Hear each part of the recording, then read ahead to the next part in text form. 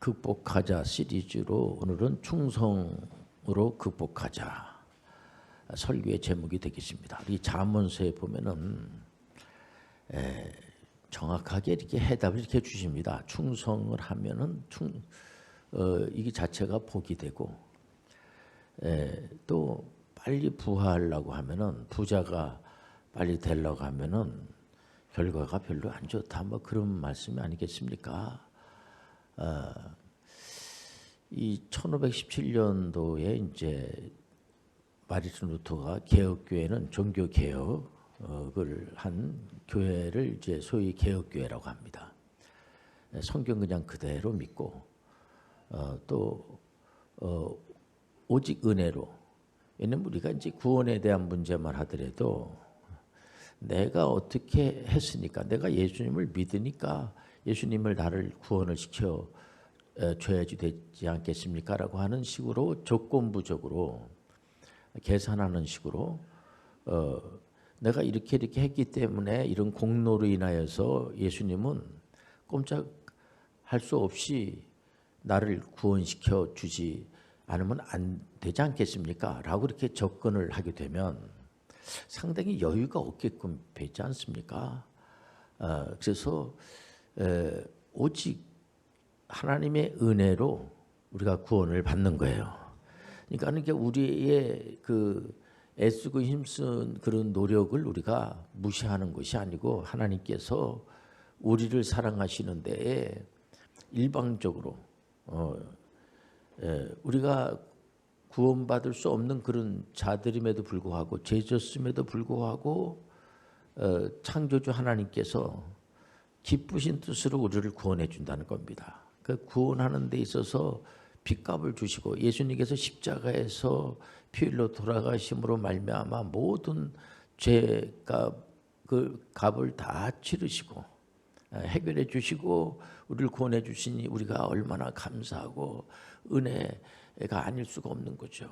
그래서 늘 우리가 신앙생활하는 분들은 하나님 감사합니다. 하나님 앞에 내가 하나님을 사랑합니다. 사랑과 희락과 화평이 하나님의 영을 받으면은 사람이 이상해. 저 사람 신앙생활하고 뭐 하나님의 영을 받았다고 하는데 좀 이상해졌어, 사람이. 그 이상해졌다는 것이 뭐냐면은 사람이 너무 싸나워진 겁니다. 너무 사람이 좀 이렇게 좀 냉랭한 거예요. 냉랭해. 그냥 찬바람이 휙휙 불고, 안 그랬는데 저 사람 전에는 참 사람이 이렇게 따뜻하고 온유하고 참 사람이 괜찮은 사람인데 언제부턴가 사람이 쌀쌀맞고 말도 함부로 하고 당신 그런 식으로 살면은 지옥 가. 지옥 한번 가볼래? 지옥 가서 푹 한번 삶아볼까 한번? 이런 식으로 다 접근하고, 이건 아닌 거죠. 우리가 하나님의 영을 받으면은 사랑과 희락과 화평이 넘치게 되고, 또 다른 사람들에 대해서 단칼에 그냥 용서라는 것은 없이 단칼에 그냥 막 베버렸던 사람이, 그래도 좀 성격이 아주 급했던 사람인데 참아주기도 하고 오래 참고, 또 자비와 양선이 생기고, 일반적인 종교 생활하는 분들도 자비라는 말을 많이 씁니다. 양선이라는 말도 쓰고 그렇지 않습니까? 우리가 신앙생활하면서 하나님의 영이 우리 가운데 임하게 되면 남들에 대해서 오래 참아주고 자비의 양선이 생기고, 또 자기 자신에 대해서도 충성과 온유와, 또 우리가 말을 다 하고 어떻게 삽니까? 상대방의 얘기도 우리가 들어주기도 하고 박자도 맞춰주기도 하고, 어떤 경우에는 말도 안 같은 얘기를 막 하지만은 들어주는데 인내가 또 필요합니다. 그래서 우리가 이 절제력도 가지고, 저 사람이 전에는 자기 말만 앞세우고 했던 사람인데 요즘은 상당히 상대방의 말도 들어줄 줄도 알고, 또 이렇게 상대방이 이렇게 말하기 전에 막 말을 끊고 막 이렇게, 이제 성격이 급한 분들은 그럴 수가 있거든요. 상대방이 무슨 말하면은 중간에 끊고 막 들어가서 말하고 바쁘고 이러니까 그럴 수 있는데, 그걸 인내하면서 상대방의 말을 들어주면서 내 말만 다 하고 그냥 막 끝내버리는 것이 아니고 이 하나님의 영을 받으면은 그런 열매가 열린다는 거 아니겠습니까? 얼마든지 성령을 받으세요. 성령을 여러분들 소개하세요. 어떤 분이든지 간에 성령을 소개하시길 바랍니다. 성령을 받았는데 사람이 이상해지는 겁니다. 정말 좀 이렇게 내가 성령을 소개시켜 주면 안 되겠어. 왜냐면 성령을 받은 결과가 안 좋으면은 성령을 소개할 필요가 없죠. 예수님을 소개할 필요가 없죠. 이 하나님의 말씀을 소개할 필요가 없죠. 이 하나님의 있고 이 말씀을 자꾸만 듣고 읽고 지킬 때에 복을 받아요. 여러분들은 이 교회라고 하는 데는 복을 받는 곳이에요. 복이라고 하는 것이 뭐냐? 행복해지는 겁니다. 그러니까 개운해지는 거예요. 중심이 생기는 겁니다. 기준이 있다는 거죠. 요즘 참 이 충성을 강요만 할 수도 없는 그런 세상이 됐어요. 왜냐면은 충성했던 사람들이 굉장히 상처를 받게 되고 충성한 사람만 손해를 본다고 하면은 누가 충성을 하겠습니까? 그래서 이 주변에서 예를 들어 충성하는 사람이 예를 들어 복이 된다고 하는 그런, 물론 하나님이 살아계시기 때문에 충성한 자들에 대해서 외면하지 않으시고 축복해 주십니다. 그렇기 때문에 하나님을 바라보고 우리가 나가지만은 주변에 있는 사람들이 또 있으니까는 주변에 있는 사람들을 또 무시할 수가 없잖아요. 이번에 제가 액트에서 이제 목회 연구원 이렇게 하면서 어느 분이 공부하러 오셨는데 이제 목사님들이 이제 와서 공부하시러 오시잖아요. 오는데 대체적으로 간증하는 거를 들어보면 이렇게 간증하는 분들도 있어요. 교수님, 제가 세상에서 사업을 하다가 참 성공적인 사업을 하다가 이제 뜻한 바가 있어가지고 사업도 잘하고 그랬는데 제가 신학대학교 가가지고 이제 공부하고 이제 목사님이 됐습니다. 이게 참 잘하는 거 아니겠습니까? 잘하는 거죠. 그러니까 한마디로 세상 거 다 버리고 세상에 사업했던 거 다 버리고 나는 이제 복음을 전하는 이제 교회를 개척을 하셔서 이제 그 하나님 말씀을 전하는 귀한 이제 사역하시는 거죠. 담임 목사님을 하시다가 이제 와서 공부하시는 분들이 계시는데 제가 전문의 선교에 대한 거를 이제 트렌드로 강의를 하다 보니까 어떻게 이 세상에 일반적인 이제 교회 목사님들은 세상 거 다 버리고 세상 거 버리라는 것이 다른 게 아니라 이제 직장 생활을 한다든지 사업을 했던 사람이 그 사업을 좀 이렇게 좀 내려놓고 그리고 신학대학교 와가지고 교회를 개척해서 담임 목사 사역하라는 거 얼마나 귀한 일입니까? 영혼 구원하는 사역인데, 그런데 이 교수님은 또한 이 사역하는 분들을 또 세상 속으로 들어가라라고 하니까는 좀 헷갈리기는 하는데 또 이렇게 기분이 썩 나쁘진 않습니다. 제가 전에 사업을 하다가 실패한 게 아니라 내가 사업에 성공을 하고 그랬는데 목사님이 또 다시 교수님이 다시 세상 속으로 들어가라. 이게 여러분들 신앙의 사이클이에요. 우리가 이제 교회 와가지고 담임 목사님의 설교를 듣고 이 하나님 말씀 훈련을 하고 이 모든 교회에 있는 멤버들이 세상 속으로 들어가서 세상을 변화시키시길 바랍니다. 이 세상 속으로 들어가는 거, 세상 속에 들어가 가지고 우리 예수님께서 누차 말씀하신 것이 뭐냐면은 하나님이 세상을 이처럼 사랑하사 독생자를 주셨으니, 여러분들 세상을 이처럼 사랑하사, 여러분들 세상으로 들어가야 돼요. 여러분들이 세상에 들어가서 여러분들 하나님의 뜻을 이루시길 바랍니다. 여러분들 우리가 하나님의 영을 받고 나서 충성도가 높아진 겁니다. 그래서 저분은 뭔가 좀 달라.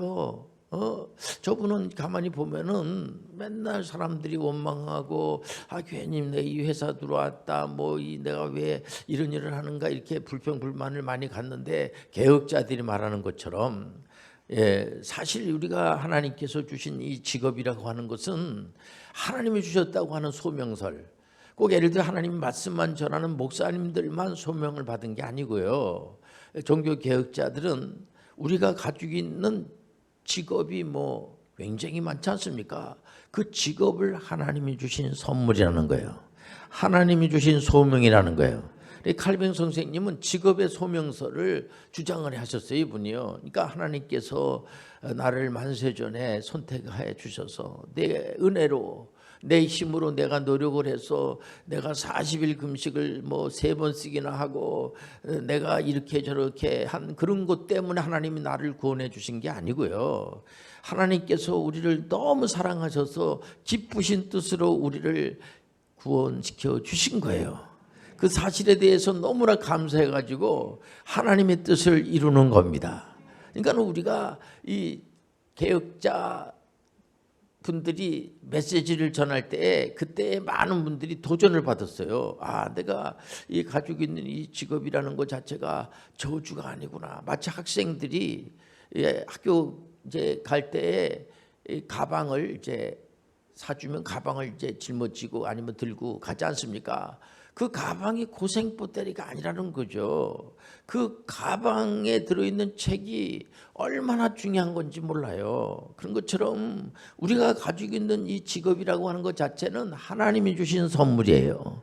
그래서 그 선물이기 때문에 그것을 잘 여러분들이 사용하시길 바랍니다. 고맙게 여기시길 바랍니다. 하나님이 주신 은사라고 하는 것이 선물이잖아요. 그래서 목사님들은 힘들어도 하나님 말씀을 전할 때에 힘들다고 안 하고 이 하나에 이 주일날 영어로 주일날 그 예배 드리는 것을 썬데이 서비스라고 이렇게 하더라고요. 그러니까 워십 바로 우리가 서비스하는 겁니다. 예를 들면은 우리가 봉사하는 거예요. 그러니까 우리가 하나님께서 직업이 많이 있지만 그 직업을 하나님이 주셨다는 생각을 가지고 많은 사람들에게 우리가 봉사하는 거죠. 물론 거기에 이제 맞는 사례비를 받고 이렇게 하죠. 그런데 빨리 부활하려고 하는 거는 칼빈 선생님이 이제 이 쓴 내용의 글을 읽어보면 너무 사람이 빨리 부자가 되려고 하면 안 됩니다. 그건 욕심이고 그게 이제 자문서에서 나오는 말씀에 어떤 기준은 잡아놔야 되지 않겠습니까? 물론 이제 빨리 부자가 되는 분이 있어요. 그런데 빨리 부자가 되려고 이렇게 너무 애쓰고 그러지 말라는 거죠. 다 이렇게 협력해서 손을 이루는 것처럼 거기 때에 맞춰서 그 나이나 여러 가지 이런 걸 다 맞춰가지고 그렇게 돼야지만 그게 조화를 이루고 이 건강한 게 보이는 거지. 갑자기 그냥 이 사람 그냥 돈만 벌려고 그냥 모든 걸 빨리 이루려고 이렇게 하는 것은 별로 안 좋다 그런 얘기입니다. 그냥 충성하는 것이 그것이 복이 되는 거야. 여러분들 끝까지 충성하시길 바랍니다. 이거는 저는 이제 하나님의 종이라고 하는 그런 목사님들은 말씀을 전하는 거로 끝나는 겁니다. 제가 이 말씀 외에 더 붙은다든지 거기다가 덜 한다든지 할 수가 없지 않습니까? 하나님의 말씀에 충성이 복이 된다고 하니까 여러분들 충성하시길 바랍니다. 충성하는 것 자체가 얼마나 그게 참 나름대로의 보람이 있는 거예요. 어떤 분들은 그런 말 할 수가 있죠. 뭐 이렇게 충성하려고 하니? 하나님의 나라를 위해서도 뭐 건성건성 이렇게 하면 되지 뭐 이렇게 누가 근다고 알아죠. 그러나 성경에서는 그렇게 말하고 있질 않아요. 충성 자체가 복이 되는 거예요. 그러니까 우리 하나님께서 아브라함을 믿음의 조상으로 선택한 것은 우리가 그 구약의 이 출애굽 사건을 보면서 이스라엘 백성들을 이제 구원하는 사건인 모세가 이스라엘 분들을 해방시킨 것을 우리가 구원으로 보지 않습니까? 구원. 근데 구원하는 데 있어서 하나님이 다 도와주시는 거예요. 그러니까 아브라함 그 모세가 이스라엘 백성들을 이제 출애굽을 시킬 때에 유월절을 통하여서 또 여러 가지 기적과 이적을 통하여서 하나님께서 일방적으로 모세가 힘이 있어가지고 자기 백성들을 구원시킨 게 아니고 해방시킨 게 아니고요. 물론 모세도 열심히 사역을 하셨죠. 그러나 여러분들 배후에는 하나님이 하셨다는 사실을 우리가 다 알고 있지 않습니까? 구원에 대한 문제는 하나님이 하시는 거예요. 은혜로만 하는 거예요. 그래서 여기서 이제 약간 교리적으로 이게 개혁교회하고 이제 그렇지 않는 이제 그런 그 캐톨리즘이라든가 이런 쪽은 좀 차이가 있습니다. 보면 행위 구원이냐 아니면 우리가 믿음으로 구원을 받는 거냐 이제 그 가지고 이제 논하는데 주로 개혁자들은 오직 의인은 믿음으로 말미암아 살리라. 오직 하나님의 은혜로 사는 거예요. 근데 그래서 은혜로 이제 구원 받았으니까 이거는 난 이제 끝난 거다 이러면 안 돼요. 우리가 조금 더 나가줘야지 됩니다. 우리가 이 땅에 이제 살아가는데 힘들죠. 충성하는 것도 힘들고 사실상 이 살아가는 게 연세가 좀 많이 드신 분들은 살아간다는 것 자체가 힘든 겁니다. 몸이 아프시니까 또 정신적으로도 상당히 약해지고 또 여러 가지로 이제 경제적으로도 힘드신 분들도 있고 물론 어떤 분은 이제 말씀할 때 그래도 나이가 좀 어느 정도 돼야 된다고 그래서 뭐 70에서 80살까지가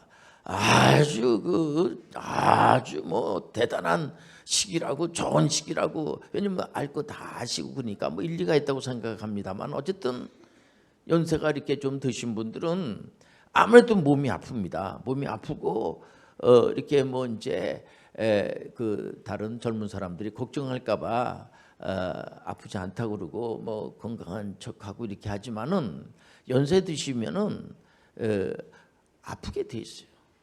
안 아프면 이상한 거죠. 물론 이제 안 아프고 건강하게 120살까지 사시고 가시는 분들이 있어요. 우리 교회도 이제 장로님들 중에서 건강하신 분들이 있지 않습니까? 이건 극진하신 하나님의 은혜예요. 그러나 또 아파서 이제 그 병원에도 많이 이렇게 다니시고 또 약도 드시면서 이렇게 살아가시는 분들이 계시지 않습니까? 몸이 이렇게 이제 아프고 이제 이렇게 해서 연세가 드시면은 근데 그걸 참고 견디면서 살아야 돼요.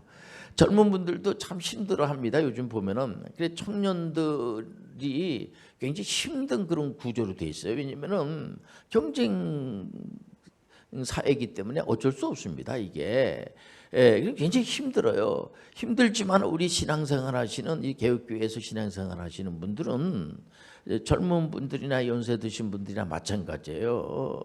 우리에게 맡은 자에게 구할 것은 충성이에요. 맡은 자에게 구할 것은 요행이 아니에요. 우리 아이들이 이번에 당장 이제 4월 달에 시험 보는데 그 자기가 그 문제를 풀어야지 되고 그래서 제가 요즘은 좀 약간 이게 좀 비대칭 전력이라고 할 수 있는데 공부를 하려고 하지 마라. 넌 지금 공부하는 게 아니야. 지금 너 지금 시험을 봐야지 돼. 얼마 있지 않으면 시험을 보는데 이 공부하고 있으면 안 돼. 시험 보는 그 시간에 시험 문제를 풀어야 되는데 그때 공부하면 안 되죠. 그런 정도로까지 여러분들이 인생을 살아가는데 언제까지 공부만 할 겁니까? 여러분들 공부한 것을 잘 써먹으시길 바랍니다. 교회에서 설교 들은 거를 어디간지 빨리 가서 써먹어야지. 빨리 가서 세상에 들어가가지고 써먹어야지. 하나님 주신 말씀을 가지고 써먹어야지. 이게 뭐냐면은 가나안 땅을 점령하는 거예요. 가나안 땅 안에 우상들이 막 득실득실 했거든요. 그러니까 복의 근원이 되는 것이 뭐냐면 하나님의 세계관을 가지고 하나님의 그 주시는 성령의 열매 많이 나눠주시길 바랍니다. 이 사랑하고 희락과 화평 이게 무슨 계산하는 겁니까? 이게 무슨 법입니까? 가정 안에서는 법 가지고 논하는 게 아니에요. 여러분들 어머니하고 딸 사이에 무슨 법을 가지고 논합니까? 아버지 아들과 사이에 무슨 법 가지고 논합니까? 예수님이 오셔가지고 비유로 하신 말씀이에요. 천국에 대한 비유를 말씀하실 때 돌아온 탕자에 대한 비유는 탕자가 주인공이 아닌 거 알고 있지 않습니까? 아버지가 주인공이에요. 그러니까 아버지 하나님입니다. 하나님의 나라의 주인공은 하나님인데 하나님께서 뭐라고 그래요? 집을 나간 둘째 아드님이 아버지가 죽기도 전에 애화입니다. 애화. 비유를 들어서 애화를 드는 겁니다. 아버지가 죽지도 않았는데 재산을 달라고 상속은 돌아가셔야지만 재산을 달라고 하는데 돌아가시기도 전에 돈을 상속을 달라고 그래가지고 먼 나라 가가지고 황망탕하게 다 술 먹고 다 이제 탕진해버리고 그리고 이제 거지가 돼가지고 돼지가 먹는 주연 열매도 못 먹을 정도로 굉장히 경제적으로 어려운 거죠. 경제적으로 어려우니까 이제나 이러다가 굶어 죽는 거 아니야? 아버지 집에 가야지. 아버지 집은 품꾼도 많고 먹고 입고 하는 것도 풍족한데 내가 이러다가 굶어 죽겠구나. 아버지 집으로 가야지. 예수님이 그렇게 말씀하시는 겁니다. 비유로. 그래서 아버지 집으로 왔더니 그 아버지가 야단칠 줄 알았더니 야단을 안 치고 법으로 안 하겠다는 얘기죠. 너 그 돈 다 어떻게 썼어? 묻지도 않고 그 아버지가 뭐라 그래요? 아, 우리 아들이 죽었던 아들이 살아왔다. 그러면서 그냥 뭐 잔치를 배설하고 손가락지에 그냥 반지를 껴주고, 무슨 그런 녀석한테 반지를 껴줍니까? 있는 거 빼버리지. 근데 그 반지를 껴주고 옷을 뭐 때때 옷을 입혀주고, 그게 애화가 아닙니까? 그러면서 우리 아이가 진짜 살아서 돌아왔다고 막 좋아가지고 막 그 잔치를 배설하고 하는 사랑이, 그게 사랑이에요. 따지는 게 아니에요. 하나님의 나라는 따지는 게 아니야.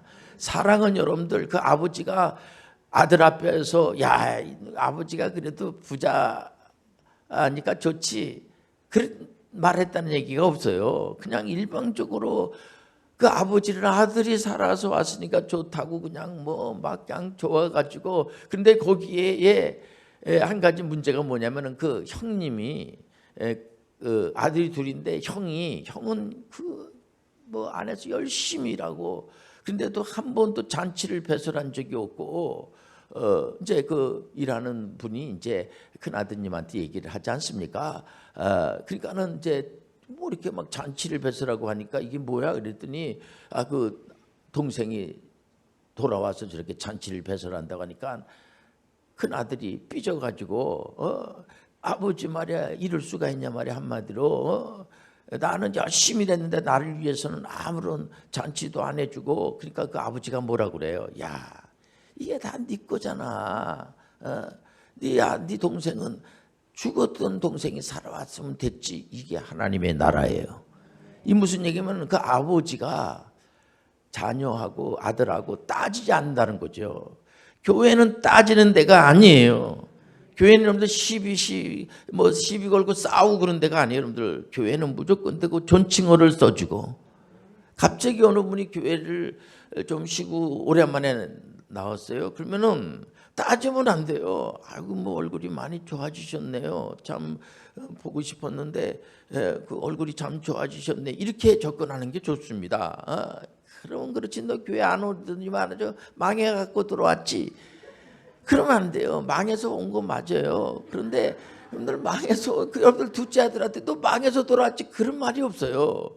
하도 여러분들 유대인들이 지도자라, 종교 지도자라고 하는 사람들이 돌아온 탕자에 대해서 너무 안 좋게 얘기를 하니까 예수님이 비유로다가 그 비유를 든 겁니다. 거기 주인공은 절대로 탕자는 아니에요.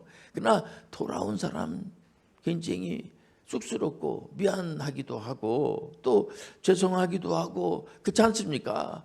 그렇기 때문에 에레도리어 유월절, 그럴 때 유월절이지. 여러분들 집안에 가만히 생각해 보세요. 십자가야 그거.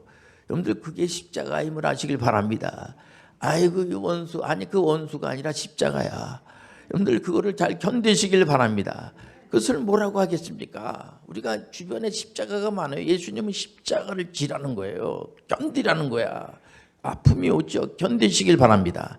사업을 하다가 어렵고 직장생활 할 때 얼마나 힘듭니까? 때려치고 싶은 생각이 한두 번이겠습니까? 그러나 예수님 생각하고 안 때려친다고 그러더라고요. 또 여러분들 애들의 일의 즐거움을 가지시길 바랍니다. 성경에 보면은 목사님들이 주로 설교를 다 이렇게 하시지 않습니까? 보면 다니엘 보면은 남의 나라에 노예로 팔려간 사람이 그 느부갓네살 왕한테 인정을 받아가지고, 또 아르사스다 왕 옆에 있는 니에미아라고 하는 유대인은 그 왕한테 인정을 받아가지고 거기 비서실장까지 되고, 그리고 그 왕으로부터 인정을 받아서 조금 한번 참을 수 없다 한번 더 참고, 사람의 얼굴이 밝고 참 사람이 괜찮고 그 사람하고 만나보고 싶은 생각이 들고, 나중에 알고 보니까 예수 믿는 사람이네. 참 사람이 얼굴이 참 밝고 싱글싱글 웃고 너무 참 사람이 말하는 것마다 참 내용이 좋거든요. 다 하나님의 말씀은 여러분들 하나님을 아는 지식이 제대로 된 지식이야. 여러분들 하나님만이 지혜고 지식이에요. 하나님의 말씀에서 해답을 찾으시길 바랍니다. 하나님 말씀을 가지고 오리 가자면 십리를 가고 항상 상대방에게 이렇게 참 얼굴이 참 좋다고 그러고 상대방 얘기를 이렇게 잘 들어주고 내가 그런 얘기를 들어서 누가 자꾸만 이렇게 얘기를 너무 잘 들어줘서 하도 말을 2박 3일 동안 해가지고 입이 다 아구가 다 아플 정도가 됐다고 뭐 그런 얘기를 듣고 내가 웃었는데 여러분들 그렇지 않습니까? 여러분들 상대방 얘기를 잘만 들어줘도 할렐루야예요. 아멘이 되는 거예요. 이거는 참 그 사람 만나고 싶은 겁니다. 왜냐면 얘기를 잘 들어주니까 그냥 얘기 들어주고 그러냐 그러고 그렇게 박자를 맞춰주고 훌륭하다 그러고 대단하다 그러고 잘할 수 있다 그러고 얼마든지 전문인 선교할 수 있다 그러고 의료 선교사 할 수 있다 그러고 우리 교회에 많은 우리 청년들이 간호사 사역이 쉽지 않지 않습니까? 근데도 내가 의료 사역 하고 싶다고 이렇게 하고 요즘 또 대학원 도전해서 입학했다고 저한테 알려줄 때마다 얼마나 감사한지 몰라요. 요즘 참 청년들도 살아가기가 쉽지 않아요. 그런데도 그를 잘 견디는 걸 볼 때에 참 박수 쳐주고 싶고 다른 데 얼마나 가고 싶은 생각이 많이 있겠습니까? 많은 그래도 주님의 날 여러분들 우리가 율법주의로 가면 안 되지만은 율법은 여러분들 사랑해야지 돼요. 율법이 기준이 되면 하시길 바랍니다. 율법이 우리를 구원시키는 건 아니에요. 예수님이 우리를 구원하는 거예요. 복음이 우리를 구원하는 거야. 그러나 이 율법 폐기론자들도 있어요. 율법 그런 거 필요가 없어. 율법 지킬 필요 없어. 여러분들 안식일 그런 거 지금 여러분들 우리가 드리는 예배가 이게 바로 주님의 날을 지키는 거예요. 이건 우리가 반드시 지켜야 됨을 아시길 바랍니다. 그래도 주의를 잘 지키고 다른데 참 가고 싶은 데가 많고 놀러 가고 싶은 데가 많아도 참 이렇게 주일은 주님의 날이니까 주님이 나를 위해 십자가에서 피 흘려 돌아가시면서 이 구속의 날 주님의 날이기 때문에 주님의 날 내가 예배를 드려야지 하나님께 영광을 드려야지. 우리를 구원시킨 목적은요 우리로 하여금 주님은 영광 받으시길 원하시는 거예요. 찬양 받으시길 원하시는 거예요. 주님은 지금 우리가 왜 기도를 많이 목사님들이 강조하시죠. 왜냐하면 이 기도라는 것 자체가 주님이 원하시는 것은 우리에게 뭘 다른 걸 요구하는 게 아니고 우리 하나님은 대화를 나누길 원하는 겁니다. 기도라는 것이 대화가 아닙니까? 기도는 우리가 요청하는 거예요. 우리가 부족하니까. 무슨 기도를 그래서 중언부언하면 안 된다고 그러지 않습니까? 여러분들 믿고 하나님께 우리가 예수님의 이름으로 구하는 거예요. 예수님은 아예 우리한테 모든 해답을 다 가르쳐 줬어요. 항상 기도할 때 자네들 이름으로 다 기도하지 말고 예수 그리스도의 이름으로 기도하세요. 왜냐면 예수 그리스도의 이름으로 기도하게 되면 누가 집행하냐면 예수 그리스도가 하나님이세요. 예수 그리스도께서 집행해 주십니다. 그 때문에 예수님의 이름으로 기도하면 구한 것은 받은 줄 믿으라. 이게 맞는 말씀이에요. 여러분들 근다고 그래서 무슨 전혀 맞지도 않는 거 계속 그냥 기도하고 응답 안 해줬다고 그래가지고 그냥 그런 분들 있지 않습니까? 그건 우리가 다 이렇게 들어보면 알죠. 그건 아주 어린아이 같은 그런 그런 거죠. 어떨 때는 하나님께서 기도하면 반드시 응답해 주시죠. 그러나 무응답도 응답이야. 다 해주면 어떡하겠습니까? 하나님 주신 것도 제대로 우리가 다 소화를 못 시키는데 우리가 하나님 아버지 저에게 하나님이 너무 많은 걸 주셨는데 이걸 소화시킬 수 있도록 은혜를 내려 주옵소서. 그래서 우리가 항상 성숙한 우리가 기도 생활을 해야 되지 않습니까? 충성은 복이에요. 충성은 개고생하는 게 아니야. 여러분들 너무 빨리 부유하려고 할 필요가 없어요. 여러분들 음식도 한꺼번에 다 먹을 필요는 없지 않습니까? 나눠서 이거를 한번 제가 이런 간증을 들었어요. 우리나라에서 이제 농촌 운동에 이제 아주 그 선구자라고 할 수 있는 분이 계시는데 가나안 농군학교라고 이제 그걸 설립하신 분인데 이렇게 간증하시더라고요. 보니까 내가 큰 일을 감당하기 위해서 중국에 갔대. 중국 가서 내가 큰 일을 감당해. 중국이 워낙 인구도 많고 땅덩어리가 크니까. 그랬더니 어느 분이 큰 호떡을 하나 주더래요. 그러면서 한 번에 다 먹으라고. 다 못 먹죠. 이분이 체격이 좀 이제 작으신 분인데 그러니까 못 먹는다고 그랬더니 나눠서 먹어 보라고. 그러면서 정말 큰 일을 도모하려고 하면은 고향에 내려가 가지고 농촌 운동을 대한민국에 가서 하라고. 그래서 이분이 큰 일을 감당할 수 있어요. 여러분들 작은 일에 충성하세요. 그게 바로 큰 일을 도모하게 되는 겁니다.